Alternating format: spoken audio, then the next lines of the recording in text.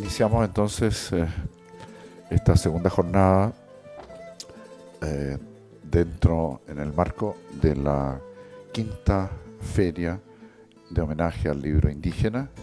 En la mañana de hoy tenemos una mesa en torno a la literatura indígena para la infancia.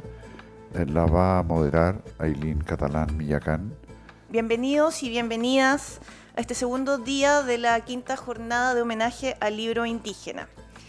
Esta mesa de hoy lleva por nombre Literatura Indígena para la Infancia, y ante esto, personalmente, me resulta muy importante contar con un espacio dedicado a las literaturas indígenas para la infancia, considerando el impulso que éstas tienen de revitalizar la tradición oral de pueblos originarios a través de los diversos formatos que ofrece la literatura infantil y juvenil. Y por otra parte, también es importante este espacio para que podamos reflexionar en torno al fomento lector en la niñez. Esto con el objetivo de que podamos iniciar un trayecto, un camino, un vínculo amoroso entre niños y niñas y lo literario.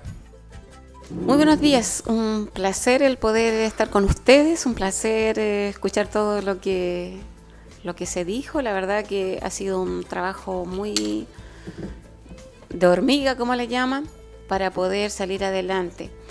Nuestro pueblo, el pueblo de Dieguita, tiene la dificultad de que no tiene lengua, ¿cierto? Está extraviada, y eso siempre ha mermado la participación del pueblo en distintos eventos, porque para el Estado, para Mineduc, debo ser sincera, es más atrayente enseñar a los niños la lengua y no su cultura ni todo lo que significa la ancestralidad de los pueblos.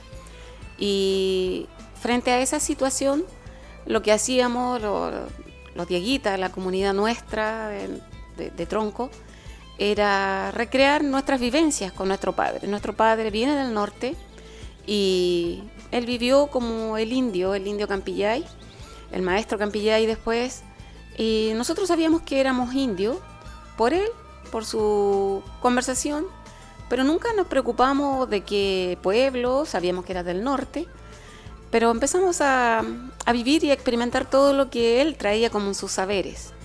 Son 4 cuentos y que más bien tienen que ver con lo fantástico.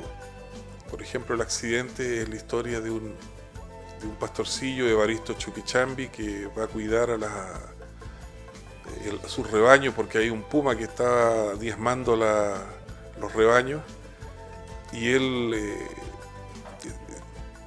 experimenta un fenómeno. Él comprende el idioma de las llamas y de las alpacas, y la alpaca, la matriarca, la alpaca más viejita, digamos, la más anciana, la más sabia, les cuenta una historia, y la historia está basada precisamente en cuando se establece, irrumpe en la historia del lugar, como ellos llaman, el camino de fierro y la culebra de fierro, que así ellos denominan a los rieles y al tren que va de Arica a La Paz.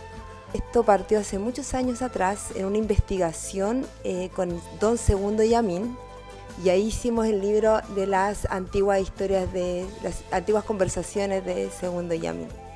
Lo sacamos de gira al viejito, lo trajimos a Valpa, todo, andaba feliz él. Bueno, él falleció, estaba muy viejito. Y por supuesto, estas historias no estaban pensadas para las infancias, ni mucho menos. Son historias orales del mundo mapuche del siglo XIX, con un fuerte componente también de violencia, de dolor. Son cuentos rudos, es parte de la oralidad, tenía ese contexto, como fue creado, ¿no? Pero a partir de eso surgió como la idea de cómo podemos sacarlo de ese espacio como etnográfico, como era esta obra, y convertirlo en una obra literaria. Y primero surgió la idea de llevarlo al audiovisual, y ahí se me ocurrió la idea de hacer una serie de televisión. Entonces hicimos Quiñarupá, que es una serie de televisión que es inspirada en esas historias, pero ya convocando a la familia y a la infancia.